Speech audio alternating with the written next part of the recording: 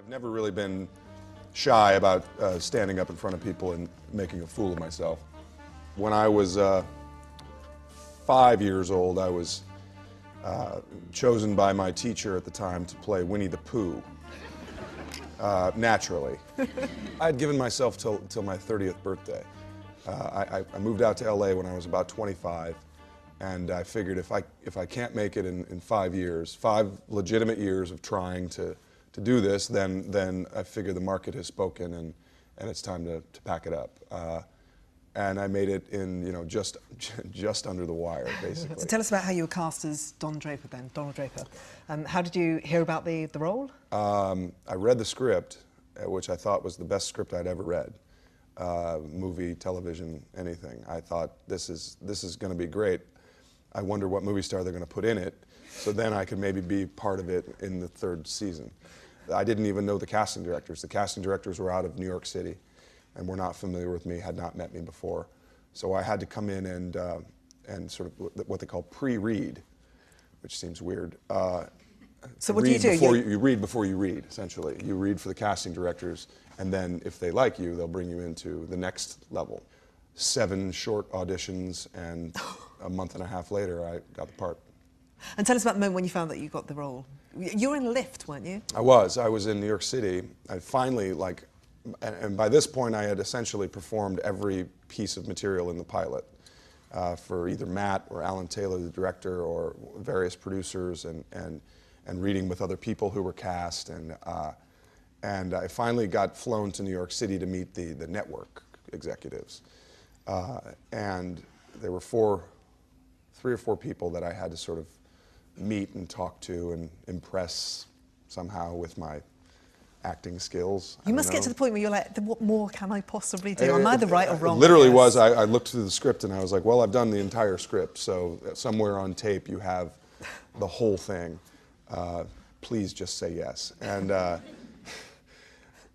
so we walked around and they showed me around the network offices, and I said, well, this seems rather a lot to do for someone who didn't get the job, but okay. And then we went across the street to a hotel on the roof, and it was a beautiful sort of spring day in New York City, and we're having drinks, and I'm also thinking, like, no one has said you got the job yet, but free drinks. So we finish our drinks and we sort of look out at the city, and it's really beautiful, and still no one has really said anything, and so we're going back downstairs, and I'm riding in the elevator, and the woman in charge finally leans over to me and says, of course you got the job. And I said, no, I didn't know that, but thank you very much. So I had a very good day. It was a very good day. Which scenes have you found most grueling? Which of the bits that have really, really taken it out of you? The emotional stuff is hard. The salesman stuff is a lot of words and a lot of kind of getting a lot of information across very quickly and very confidently. But the emotional stuff is difficult because it's difficult. It's hard to go to that place and be that person often, and not just the sort of weepy crybaby. The angry stuff too is hard to do. Is there one that stands especially when you're out? staring at Elizabeth's face, who looks, talk about a hurt puppy, and you're berating this poor person, who is a very good friend of mine and who I like very much. So it's hard to get to those places of sort of deep seated emotion, but it's, I think, what enriches the experience. I'm not suggesting that what I do is physically. I'm not a lead miner. It's not like the world's hardest job, but it does take a lot of kind of mental focus for an extended period of time, and there is, of course, a physical aspect to it. But it's a lot of focus for a long time. And it's a long season. It's not as long as some, but we don't have any breaks, any weeks off or anything. It just goes straight through. So I'm pretty exhausted by the end of it, and I don't have a lot of days off either.